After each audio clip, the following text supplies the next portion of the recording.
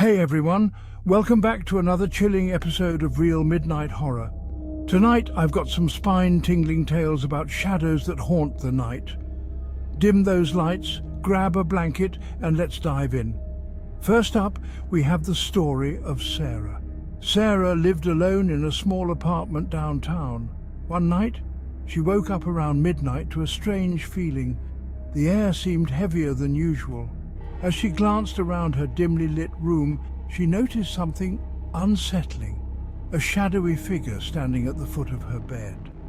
Frozen with fear, she couldn't move or scream. The shadow lingered for what felt like an eternity before slowly fading away.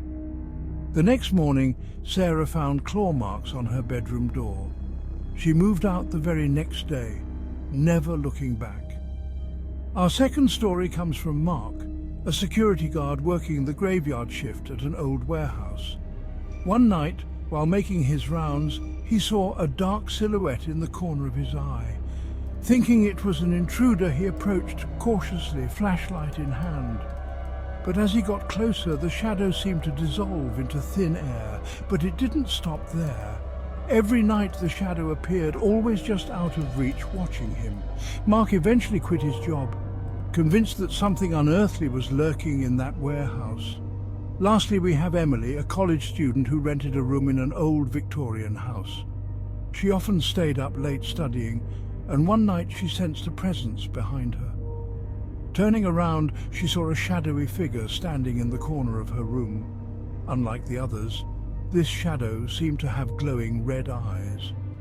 Emily tried to ignore it, hoping it was just her imagination. But when she started hearing whispers, she knew it was something more sinister. After a few terrifying nights, she moved out, leaving behind all her belongings. So, horror fans, do you believe in the shadows that haunt the night?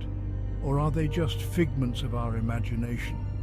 Share your thoughts in the comments below, and don't forget to like and subscribe for more spine-chilling stories.